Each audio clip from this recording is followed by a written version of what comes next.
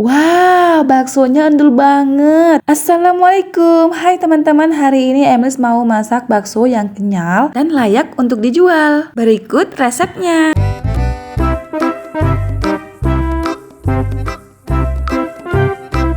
Teman-teman, catat ya bahannya apa aja. Nah, di sini kami membeli daging giling ada 1 kilo, tapi yang kita pakai hanya 500 gram saja ya. Kemudian ini ada daging ayam. Daging ayamnya sudah dipisahkan dari tulangnya dan dipotong-potong. Dan kebetulan ini masih beku ya teman-teman. Kita membutuhkan hanya 200 gram saja. Kemudian daging giling dan ayam yang telah pisah tulang tadi, kita masukkan ke dalam chopper semuanya. Baru deh kita blender. Nah, buat teman-teman di rumah yang ingin buat bakso tapi tidak punya daging gilingnya, nggak masalah, teman-teman bisa beli daging sapi yang fresh belum digiling, kemudian nanti kalau mau digiling bersamaan dengan daging ayamnya, itu sesuai selera teman-teman di rumah. Nah, tahap selanjutnya adalah kita pisahkan 2 butir telur dari kuning dan putihnya. Di sini kita memakai putih telurnya saja ya teman-teman, dari 2 butir telur. Nah, sekarang kita tuangkan putih telurnya ke dalam chopper ya. Lalu kita blender lagi agar dagingnya tercampur dengan bahan-bahan lainnya.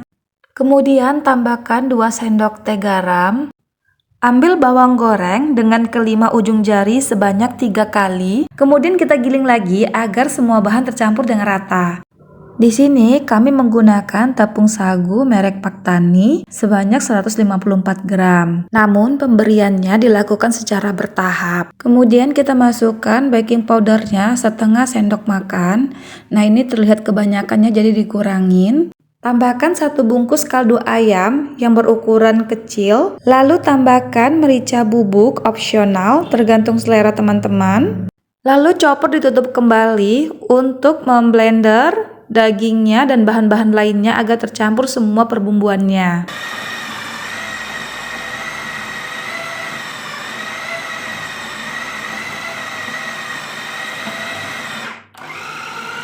Kemudian kita panaskan airnya. Lalu adonan bakso ini kita uji coba dulu tingkat kekenyalannya dengan memasukkan sedikit saja panci yang berisi air yang mau dididihkan, tapi tidak perlu sampai panas sekali, sejalan dengan memanaskan air ini. Bakso teksturnya sepertinya sudah mengambang, jadi udah bisa kita angkat untuk dicicipi apakah pas rasanya. Maksudnya bukan pas rasanya ya, kekenyalannya. Kalau memang sudah kenyal maka diteruskan. Namun kalau misalnya masih kurang maka kita tambah tepungnya. Jadi total penambahan tepungnya sebanyak 154 gram. Karena pemberian di awal tadi itu adalah pemberian step demi step. Karena kita tester ternyata kurang, jadi kita semuakan tepungnya yang berisi 154 gram. Tapi untuk tingkat kekenyalan ini itu tergantung selera teman-teman ya. Ini kita blend lagi agar semua bahan dan tepungnya itu tercampur merata.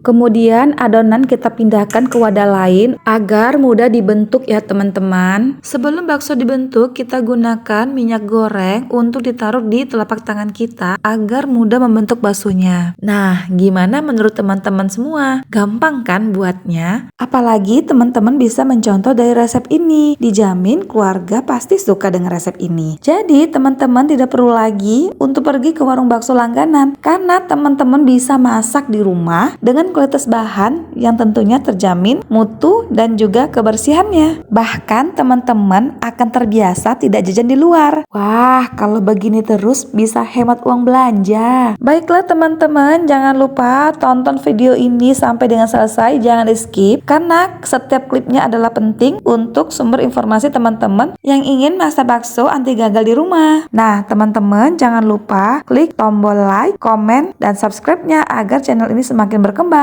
Terima kasih. Assalamualaikum warahmatullahi wabarakatuh.